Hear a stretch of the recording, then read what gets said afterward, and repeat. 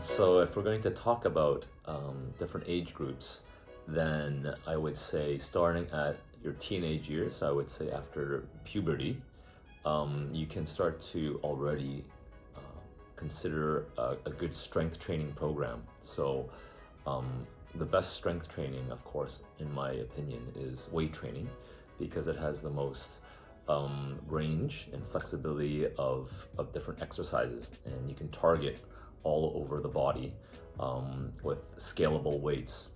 As opposed to body weight. Body weight is also very good, but it's limited in how many exercises you can do. And as you continue to do different exercises to make it more challenging, you actually start changing the exercise itself. So strength training definitely would be the foundation of all exercise programs, in my opinion, for longevity, meaning for long-term health. There's actually not a lot of science to support that. Like you're not going to stunt your growth because you do weight training. That's not really shown to be true. Anyways, it's really hard to prove. So I would say it's actually okay, but just don't go super heavy when you're still under the age of 17. 17, I'd say, is more than safe enough to begin a heavier weight training program. But even if you're younger, like let's say 15 years old, you should still begin the process of doing push-ups and maybe some dumbbell work, like some chest presses or some one-arm rows. That's, I would say, perfectly fine, and it's not going to stunt your growth. It's going to be really hard to show how it does stunt your growth. I just don't think it's a common myth, I would say. Yep. When you're at that age, you're probably really busy studying for the Gaokao. If you're already finished that, then you're going into university. You probably have a lot of pressure as well to perform in school. If not, then you're probably partying a lot. You're probably drinking a lot. You're probably socializing, and you're not really focused on sports as much. So I would say this would be a very pivotal point in your life because it can shape your future habits. So if you get into a good habit at that age, this is actually your prime age for physical performance, for muscular development, for speed and power. So you don't want to squander these precious years not doing anything. Actually, I think this is one of your best times to change your body composition, meaning to have a really nice body, to build some strong big muscles, get some dense bones, lose a lot of fat. This is probably when you're going to have your most energy. So I would say definitely focus more on high intensity training with good form. Learn the proper technique for a lot of the exercises that you'll be doing in the future so that you can start to make some good returns off your exercise routine. Like compound interest, everything you put in up front, especially at the earlier ages, you'll get paid dividends later on in your life. So I would say learn to do the exercises really well.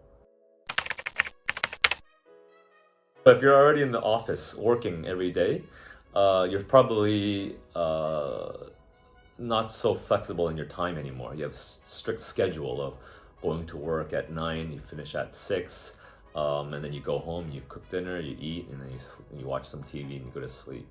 So this is when it gets tougher to stick to an exercise schedule because your time is now being taken away from you. At which point efficiency is probably one of your important attributes that you're looking for in an exercise program. So some things that'll give you a lot of benefit with minimal time, okay? And that would be high intensity training. That has shown to be the most efficient. So you can put in a lot of effort and you don't need to take so much time. Of course, high intensity training doesn't mean it's a specific type of exercise. Any exercise can be high intensity as long as you push yourself really, really hard. And again, I would suggest weight training because it's a more controlled environment where you can push yourself as hard as you can with limited risk of injury as long as you do it right, as long as you have the right technique, you've been taught the right way. If you're a new father or mother, then your time will be even more precious than if you're just starting to work. In which case, your energy level will be also very, very low because you're probably sleep deprived, and your eating schedule might be a little off as well. And so, definitely try your best to get some exercise in, some regularity. The exercise will definitely help you to give you some energy back, and to help you with your new family. And so you should focus on, again, very efficient exercises because you don't have time. So weight training is the way to go. High intensity strength and conditioning classes, like HIIT classes, that might be nice as well, to be social if you want to be, try to meet more people or be with other people. HIIT classes are actually pretty efficient too. People who are above 40 or 50 now, it depends on your background now because you're no longer the youngest in your category. So you may have some mobility issues by now. You might have bad posture. You might have some more lower back pain, a lot of stiffness in your joints. And so if you don't have a lot of experience in exercise, your movement and your mobility might already be very limited. So you need to be a little bit more careful. You can't just jump into any exercise and start going anymore. You probably need some more training. You probably need some more instruction to help you to become more flexible, a little bit more mobility. Of course, if you're very flexible and mobile still, then I would say continue to do what you're doing. Again, I would still stress the weight training or the strength training so that you continue to build strong muscles and bones. As you get older, your bones do get weaker and they get more brittle. They break easier, and it's actually harder to keep your strong muscles. So the weight training really is the best way to maintain lots of muscle mass, lean muscle mass. And then after that, you need to focus a bit more on mobility now. So a lot more exercises that allows you to open up your body, open up some joints. Maybe even consider doing some stretching, or even yoga classes might help you. As long as you find the right class that helps you, which is very specific now, because when you get to 40, 50s, each injury is very specific and unique to each individual. So you have to find a more of a customized approach.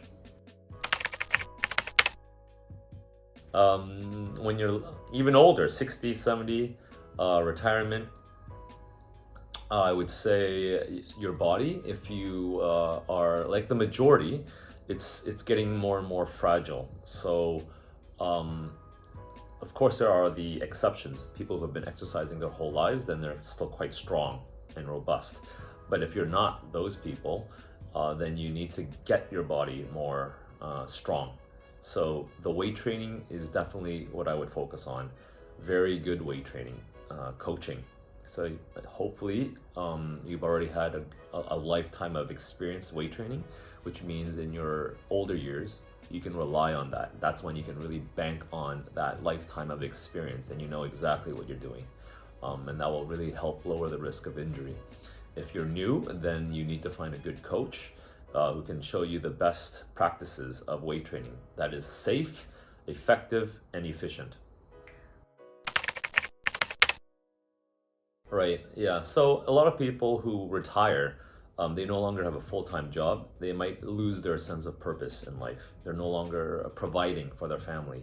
They're not working every day where you know what you're doing. And so a lot of people who retire, they actually go through some depression even. And so it's important then that you start to connect with your social network. I think it's very important that you have friends and social circles that you can still talk about world affairs, talk about family, talk about friends, talk about hobbies, and to constantly find hobbies and passions.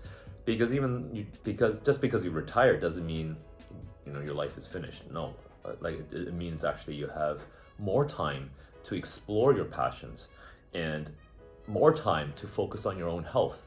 which is very crucial at that point in your life, is to focus on health, because disease is going to be getting closer and closer or catching up with you. And so you want to keep your physical and mental mind as robust as possible. Find ways to maximize your sleep quality, your nutrition, learn about nutrition, try to find ways to eat healthier, always trying to exercise and stay as regular as possible, focusing on strengthening your muscles and bones, because that's the best way for preventative injury, and to be social, because the most important things in life actually are relationships, and being able to help others actually. So if you can be in good form yourself, then you can be at a position to help others. If you're not healthy yourself, then you can't help others, and that's actually even going to strain your longevity even more. So there's a very good saying. Well, it's not a very good saying, but it's a saying that I firmly believe in, and that is, please don't take care of me. In fact, I will take care of myself for you if you take care of yourself for me. So what that means is I will take care of myself to the best of my ability, so that I am not a burden on you as in my loved ones, my family, my friends. If you can take care of yourself, then I don't have to worry so much about you as well. And I know this sounds a bit strange to you, because especially in this culture, in our environment, we're brought up to believe that we always take care of our elders. We always take care of our loved ones. And so that is very honorable, and it's a very good intention. But sometimes that might take away the accountability, the responsibility of the individual's health. If I don't take care of my health, that's okay, because then I have my children to take care of me. That's not such a good attitude to have. In fact, you should take care of yourself so well that you don't have to let your kids worry about your health at all. I think that would be one of the best gifts you can give to your children. 好的，谢谢你。不客气。